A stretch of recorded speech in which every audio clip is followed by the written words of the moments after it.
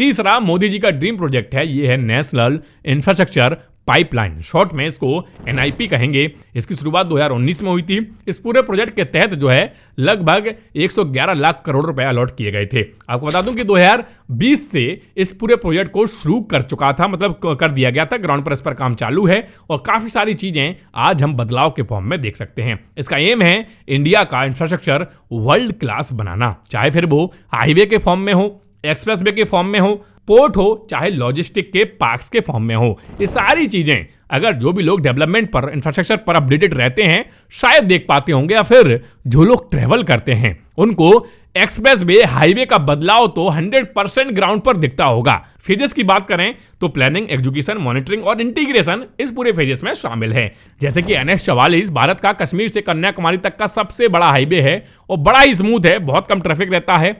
ये ऐसे एक्सप्रेसवे होने की वजह से 2-3 दिन के अंदर ही माल एक जगह से दूसरी लोकेशन में भारत में कहीं भी पहुंच जाता है। इससे होता क्या है, इससे टाइमली चीजें पहुंचती हैं, कॉस्ट नहीं बढ़ती और इस वजह से जीडीपी में ग्रोथ आता है। तो कहीं ना कहीं इंफ्रास्ट्रक्चर जो है वो जीडीपी में, किसी भी देश की जीडीपी को ग्रो करने के लिए एक पावरफुल एक टूल माना जाता है, पावरफुल एक फील्ड मानी जाती है। इसके अलावा अगर बात करूं कि सिटीजन को क्या फायदा होता है, देखिए जितने ज्यादा एयरपोर्ट बढ़ेंगे, जितने ज्यादा एक्सप्रेसवे बढ़ेंगे, जितने ज्यादा हाईवे बढ़ेंगे, रेलवे की कनेक्टिविटी जितनी ज्यादा मजबूत होगी, उतना कम समय लगेगा और उतना कॉस्टिंग जो है, उतना ज्यादा कॉस्ट बचेगा। तो आम नागरिकों का समय ट्रांसपोर्ट में जो लगता था वो कम हो गया, कॉस्ट भी बच रही है, तो बहुत ज्यादा प्रॉफिट जो है आम नागरिकों को इसके फॉर्म में हो रहा है, क्योंकि फ्यूल की कॉस्ट भी बच रही है, उनका समय भी बच रहा है। कुल मिलाकर एनआईपी भारत का एक सपनों का प्रोजेक्ट है। ऐसे मोदी जी का ड्रीम प्रोजेक्ट नहीं है, पूरे भारत का ड्रीम प्रोजेक्ट है। आपको इस प्रोजेक्ट की सराहना जरूर करना चाहिए। तो अब बढ़ते हैं हम अपने नेक्स्ट प्रोजेक्ट की ओर।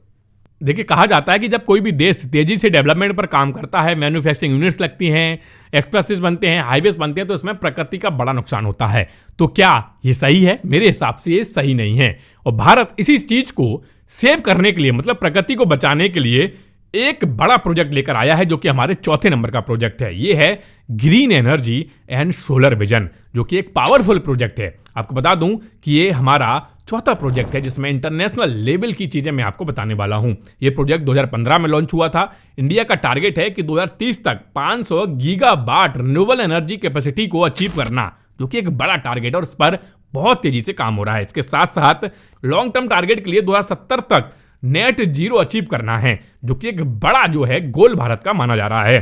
फेजेस में सोलर कैपेसिटी का एक्सपेंशन हो, डोमेस्टिक सोलर मैन्युफैक्चरिंग हो, ग्रीन हाइड्रोजन प्रोडक्शन हो या फिर एक्सपोर्ट लीडरशिप शामिल करना हो, ये सारी चीजें भारत बड़ी ही तेजी से अपना रहा है। अब इसमें सिटीजन को क्या फायदा होगा? पॉल्यूशन कम होगा। देखिए, आज भारत में अगर हम पॉल्यूशन की बात करें तो दिल्ली जैसे शहर पॉल्यूशन के मामले में वर्ल्ड में टॉप पर आते हैं। तो क्या ये पॉल्यूशन घट सकता है? बिल्कुल घट सकता है। अगर green energy and solar vision का जो विजन है, एक्चुअल मोटिव जो है, अगर इसको एक्चुअल रिफॉर्म के फॉर्म में ग्राउंड पर उतारा जाए तो कहीं ना कहीं पॉल्यूशन को कम किया जा सकता है। और यही भारत का इस प्रोजेक्ट के साथ मोटिव है। इसके साथ साथ फ्यूल इंपोर्ट बिल कम होगा, मतलब फ्यूल में अभी जो हम खर्चा करते हैं, क्योंकि जब सोलर एनर्जी का उपयोग होगा, ग्रीन एनर्जी का उपयोग होगा, तो फ्यूल डेफिनेट है कि हमें इंपोर्ट जो हम करते हैं अभी, उसमें कहीं ना कहीं बचत होगी। रिन्यूएबल एनर्जी सेक्टर में एक नया जॉब क्रिएशन हम देख सकते हैं भविष्य में आने वाले समय में। ये प्रोजेक्ट सस्टेनेबल फ्यूचर के लिए काफी अच्छा है और कहीं ना कहीं एक दुनिया में अलग छाप भी भारत की ये बनाएगा। तो कहीं ना कहीं ग्रीन एनर्जी और सोलर विजन वाला ये चौथा प्रोजेक्ट हमारे लिए भारत का भी सबसे बढ़िया प्रोजेक्ट माना जाता है। तो इस प्रोजेक्ट के बारे में भी आप क्या सोचते हैं, कमेंट बॉक्स में बताइए। चलिए बढ़ते हैं अगले प्रोजेक्ट की ओर, मतलब कि आखिरी प्रोजेक्ट की ओर। 5वें नंबर का जो प्रोजेक्ट है, बेसिकली वो प्रोजेक्ट नहीं है, वह भारत का विजन है। 2047 तक भारत कैसा होगा, जिसकी शुरुआत से ही हम चर्चा कर रहे हैं इस पूरे वीडियो में, वो एक संक्षेप में इसके बारे में हम बात करेंगे, जो कि फाइनल मास्टर विजन हम इसको कह सकते हैं, इसलिए हम फाइनल प्रोजेक्ट भी इसको बोल रहे हैं। आपको बता दूं कि सबसे बड़ा अम्ब्रेला विजन है विकसित भारत 2047। टारगेट है 2047 तक इंडिया को डेवलप्ड नेशन बनाना। ये आपको बता दूं कि इसका कोई सिंगल बजट नहीं है, क्योंकि economy, defence, education, health care, infrastructure सबका कॉम्बिनेशन और सबको कवर करता है। अगर हम इस पूरे विकसित भारत के विजन को समझें, मतलब 2047 तक क्या क्या भारत में चल रहा है, क्या क्या हो चुका है, क्या क्या होने वाला है, फेजेस में अगर हम इसको डिवाइड करें तो 2024 से 2030 तक ग्रोथ एक्सिलरेट करने का विजन भारत का है। मतलब पहले इंफ्रास्ट्रक्चर पर काम करो, मैन्युफैक्चरिंग पर काम करो, ग्रोथ को एक्सिलरेट करो, इस पर भारत काम कर रहा है। तो बहुत ही सिंपल है, शायद आप भी समझ सकते हैं। हायर इनकम लेवल बनेगा, मतलब जो कि पर कैपिटा इनकम है, डेफिनेट है कि जब इन सब चीजों पर काम हो रहा है तो 2047 तक इन पर भी इंक्रीमेंट होगा।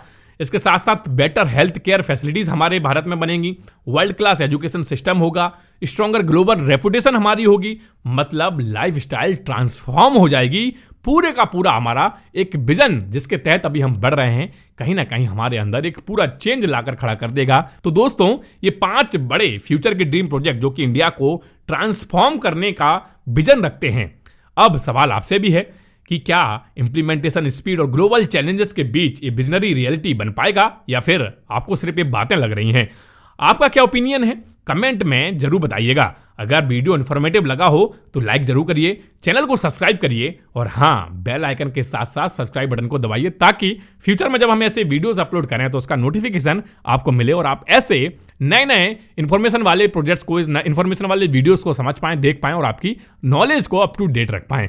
फिलहाल अभी तक के लिए इतना ही। मेरा नाम है पंकज और आप देख रहे थे इंडियन यूथ यूट्यूब चैनल। चलिए मिलते हैं अगले वीडियो में, तब तक के लिए जय हिंद, जय भारत।